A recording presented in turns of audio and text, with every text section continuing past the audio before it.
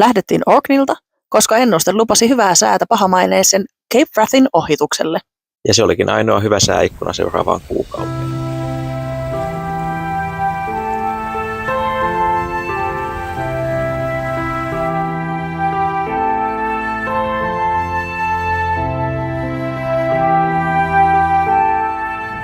Nyt ollaan ylämailla. Tervetuloa Skotlantiin. Ja se on Cape Wrath, mutta se ei ole kovin vihainen tänään, vaan suorastaan ihan rauhallinen. Melko komea auringonnousu.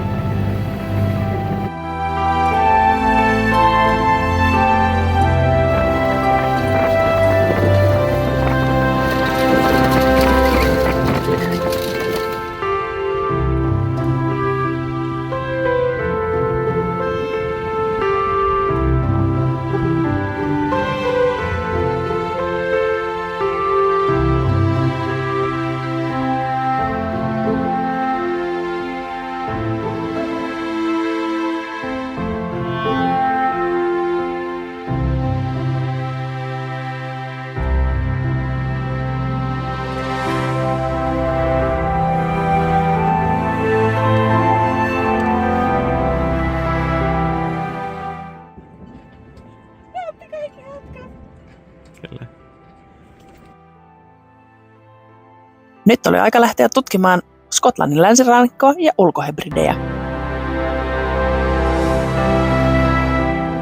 Shark tarjosi loistavia luontokokemuksia ja sen lisäksi arvoituksen siitä, että miksi veneen moottori ei ladannut sähköjärjestelmää.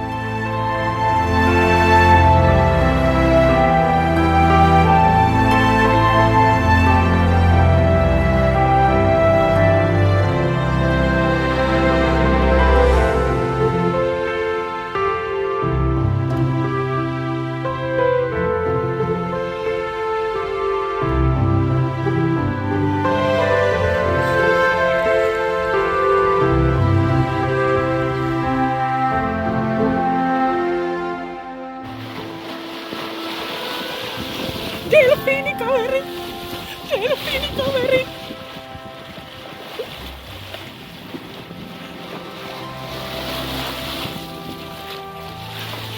Kuinka siistiä!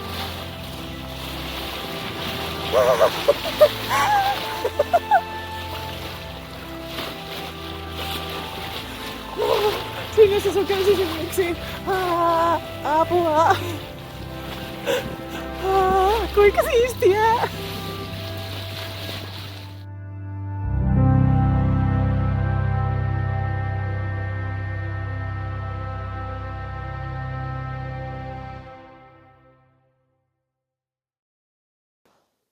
Tänään on ihan parhaat fiilikset.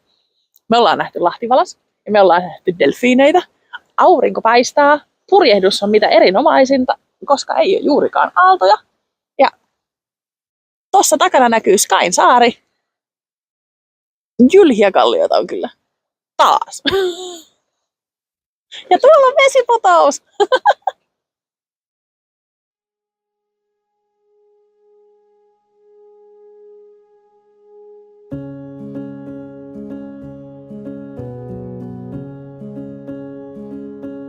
Tämä luola toimi saarelaisten kirkkona aina 1920-luvulle asti.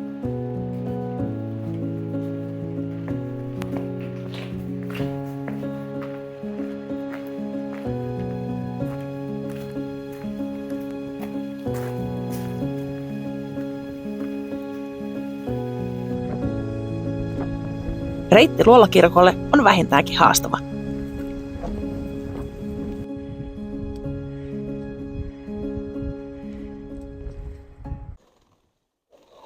Joo, lähdettiin tuolta Arkansas Morin Ankkurilahdesta liikkeelle, koska ensi yönä sinne on ennustettu vähän ikävää keliä ja siinä vaiheessa kun paikalliset siirtää veneensä parempaan suojaan, niin tietää, että tämä ei ole nyt se hyvä paikka jäädä. Tänään on tämmöinen vähän vauhdikkaampi keli, aika pomppusa myöskin paikotellen. Tuulee semmoinen 20-30 solmuun riippuen vähän hetkestä. Ajetaan kohti Plocktonia, jonka pitäisi olla semmoinen ennustetuille tuulille suotuisa satamapaikka. Ja tässä näin pitää olla hyvin tarkkana näiden rapumertojen kanssa. Tässä just melkein törmättiin sellaiseen. Niitä ei oikein tässä aallokossa näe.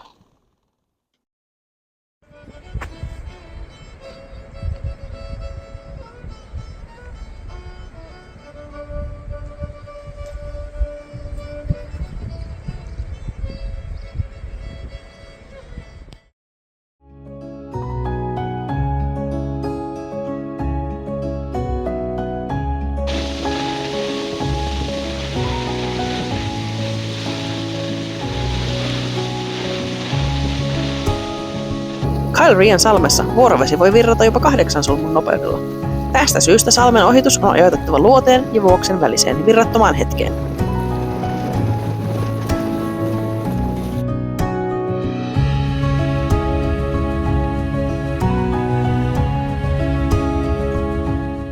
Näinkin voi mennä kotiin. Kyllä. 2 päällä pienellä purjeveneellä.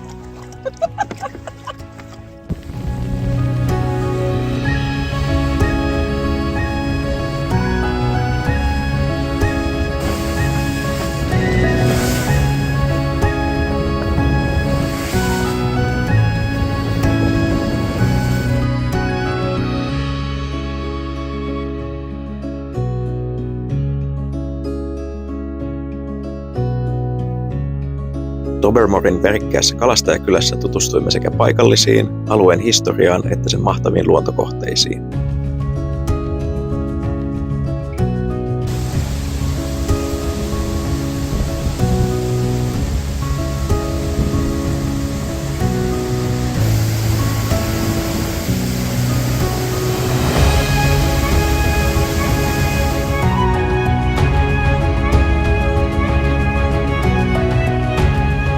Kun oli kerrankin mahdollisuus, halusin mennä vuorovesitasangolle keräämään simpukoita.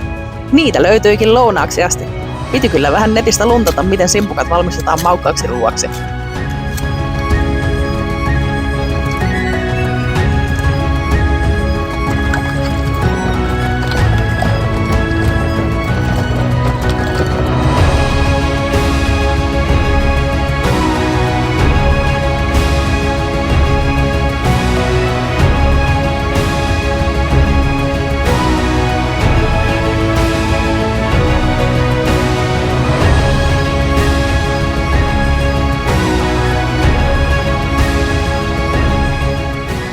Bobaniin on helppo matkustaa, joten yhtäkkiä meille paukkasi aikamoinen määrä vieraita. Ensimmäisenä Phil ja Miisa.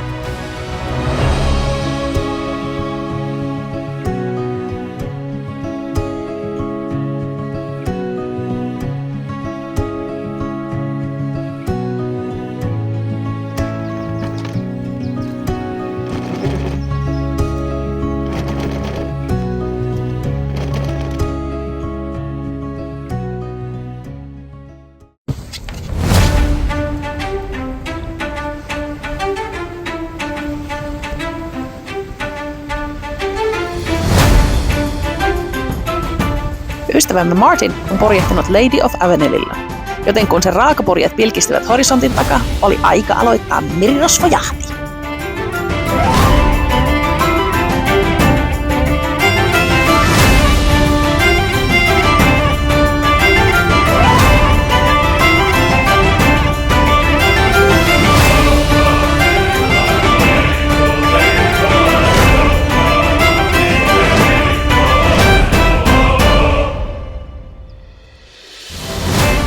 Susannan purjehtiessa me selvittelimme Martinin kanssa, kuinka veneen lyhyt aaltoradio toimii. Tällä voimme vastaanottaa uutisia ja säätietoja lähes missä tahansa päin maailmaa.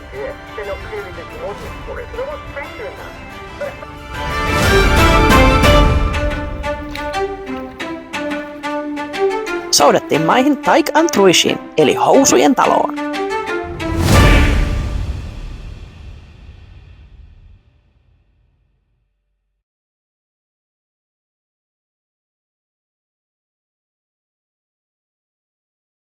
Force 5, veering west, Force 2 to Force 4 later. Slight or moderate, occasionally smooth to the east of Islay and Jura, and rough near western Tyree. rain or drizzle for a time. Good. Becoming moderate or poor for a time. And the outlook for the following 24 hours. West. Becoming variable. Force 2 to force 4. Becoming south or southeast. Force 3 to force 5 for a time. Slight or moderate. Occasionally.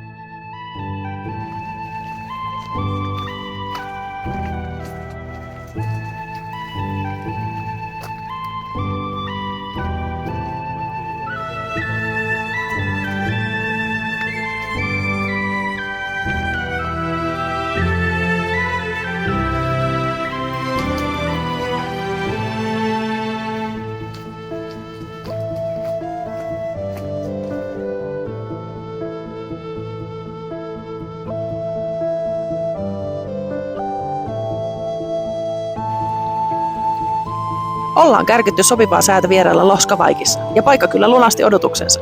Vuoria, vesiputous, järvi, hylkeitä ja tietysti tyynessä illassa mäkäräisiä.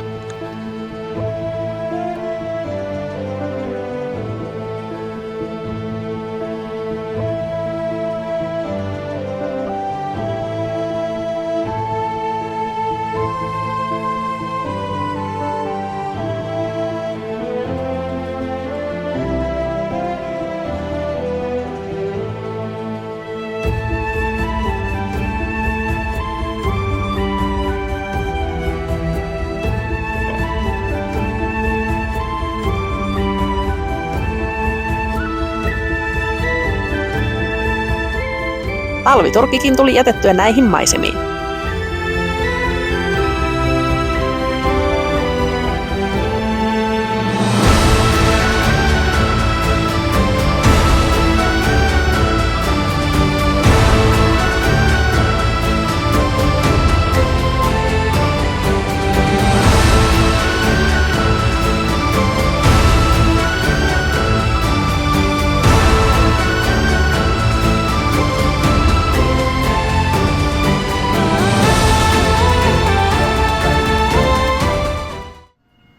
Seuraavat 3 päivää sitten vietettiinkin myrskyankkurissa linnan juurella.